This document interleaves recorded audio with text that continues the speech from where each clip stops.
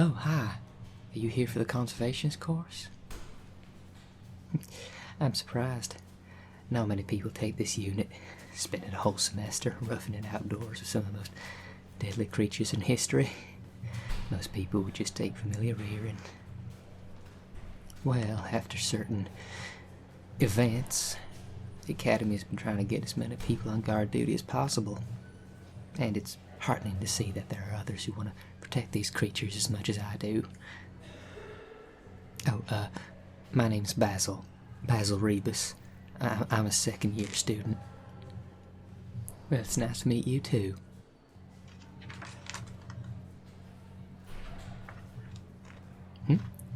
Oh, this? It's the unofficial compendium of famous mages. I mean, I know. They say you shouldn't idolize other mages and it'll stunt your own research, but I just can't help it. They're just so cool. Sure, you can look at it. Here, scooch over. I've bookmarked a few of my favorite profiles, and well, it'd be sacrilegious of me not to start with the founding father of the Mages Guild and this fine institution. Here he is, Dahab Hakim, the first mage, the Golden Scholar. They say he found the original tomes in a crater on top of a mountain. The knowledge he gained from these books, he created the first magic school, made his country into a world superpower, and dissolved the entire country of France, turning into what we know today as North and South France. It is said that when he channels his magic, his skin turns golden and light shoots from his fingers. It's extremely cool. Let's see, next we have, the leading demonologist and paranormal investigator, Rando Desventurado. His strides in protection from demonic energy as well as diplomatic missions have gained us mages some bargaining power in vampiric and demonic territories. Oh, his face? Well, the story behind his bandages has never really been expressly stated. Some stories say it was an experiment gone wrong, some say it was an attack from a demon. He's an odd duck to be sure. His erratic behavior does give credence to the cauldron mishap theory, though. Oh, now here's a favourite for the pyromaniacs here. Thruster McCain. An already accomplished aerodynamics engineer, she enrolled with the goal of combining modern engineering with magic. She invented the first pyromancy engine. Now these things, they're both powerful and energy efficient, but those small-minded vampires would never let one of these things back on Earth. Oh, here he is, the man who brought us all here today. Dario Amanovici, the architect of the mythical beasts. Inspired by various mythology, he set out to recreate them as living, breathing creatures. He's responsible for the cultivation of nagas, harpies, centaurs. In fact, any half-human, half-animal hybrid you can think of, he made it real. Oh, well, I guess you could say that Mr. Amanovici is something of a personal hero of mine. You know, some people think that his works are derivative, but they don't know how much effort it takes into creating a perfectly picturesque monster. You know, anything could go wrong. You could try making a naga but end up with a snake head on a human body instead of the other way around, or if you want to make a harpy, you could just end up with a hawk with human arms. You know, it's not like you could just mash animal and human DNA to get a perfect monster first try. It takes a lot of effort and patience. You know, I like you. It's nice to meet someone who looks up to Dario as much as I do and doesn't let politics get in the way. I won't get into it. It's just a bunch of jealous peers wanting to tear down one of the greatest visionaries to set foot in this building. I mean, he doesn't even show up publicly anymore because some people don't get that others are allowed to have their own opinions even if you don't agree with them.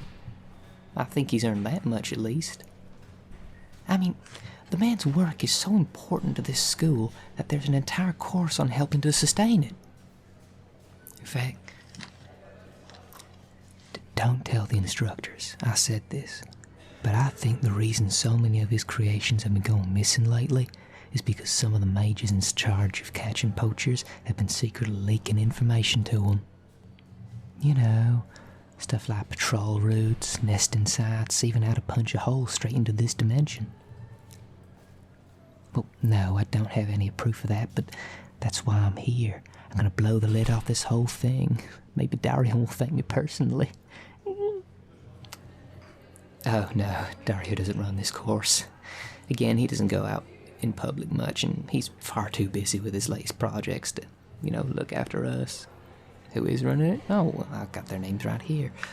Gremory Fern and Rubia Shoal. Should be in this book somewhere.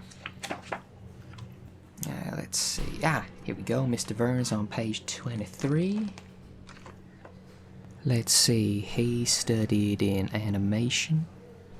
No, not drawings. Animation as in he uses his magic to bring inanimate objects to life.